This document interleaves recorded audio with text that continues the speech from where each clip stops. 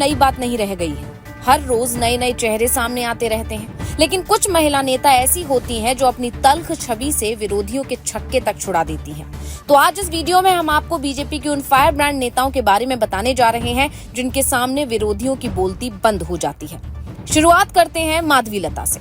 सबसे पहले इनकी बात इसलिए क्योंकि पूरे लोकसभा चुनाव के दौरान माधवीलता का नाम सुर्खियों में छाया रहा है। हैदराबाद से बीजेपी की प्रत्याशी माधवीलता इतनी मुखर और तेज तर्रार हैं कि इन्हें हिंदू शेरनी भी कहा जाता है।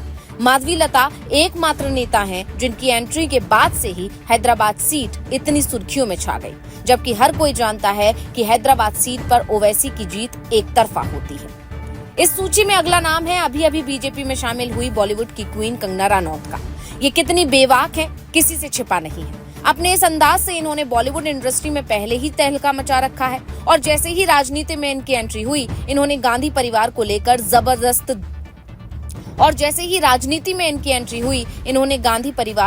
जबरदस्त दावे कर डाले। सोनिया गांधी पर भी निशाना साध दिया। उसके बाद से जानकारों का दावा है कि कंगना अगर जीत गई तो अच्छों की बोलती बंद कर देंगी। इसी लिस्ट में स्मृति ईरानी का नाम भी आता है। ऐसा इसलिए क्योंकि शायद ही कोई मुद्दा होता है जिस पर स्मृति ईरानी मुखर होकर अपनी राय न रखती हो।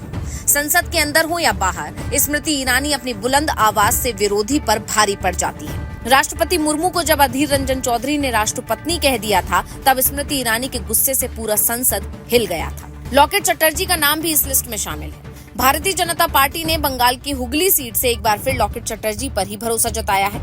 चटर्जी ममता सरकार के खिलाफ अपने आक्रामक तेवर के लिए जानी जाती है। बंगाल में उनकी पहचान एक फायर ब्रांड नेता के तौर पर है। इसी लिस्ट में एक और नाम है और वो है प्रतिमा भौमिक का। प्रतिमा त्रिपुरा की दीदी या प्रतिमा दीदी के नाम से जानी जाती हैं। प्रतिमा भौमिक लंबे समय से राजनीति में सक्रिय रहने के बावजूद चर्चाओं से दूर रहना पसंद करती हैं, लेकिन जब ये बोलना शुरू करती हैं तो इनके आगे अच्छों की बोलती बंद हो जाती है। फायर ब्रांड नेता की बात हो और नवनीत राणा का नाम इस लिस्ट में शामिल ना हो, ऐसा हो ही नहीं सकता।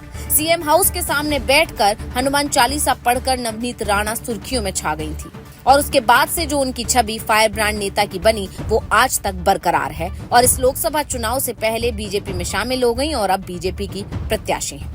लिस्ट में आखिरी नाम है अपर्णा यादव का। यूपी के समाजवादी पार्टी के संस्थापक मुलायम सिंह यादव की छोटी बहू अपर्णा यादव अक्सर अपने बयानों के चलते सुर्खियों में छाई रहती हैं। खास बात यह है कि वो समाजवादी पार्टी पर ही हमलावर रहती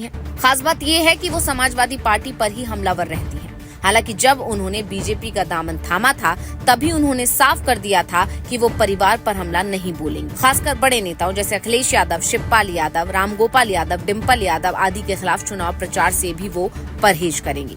मैनपुरी में जब डिम्पल यादव चुनाव लड़ रही थी, तब भी अपर्णा ने वहां उनके खिलाफ प्रचार नहीं किया था। तो ये है बीजेपी की वो धाकड़ नेता जो जब बोलना शुरू करती हैं तो अच्छों के पसीने छुड़ा देती हैं। ब्यूरो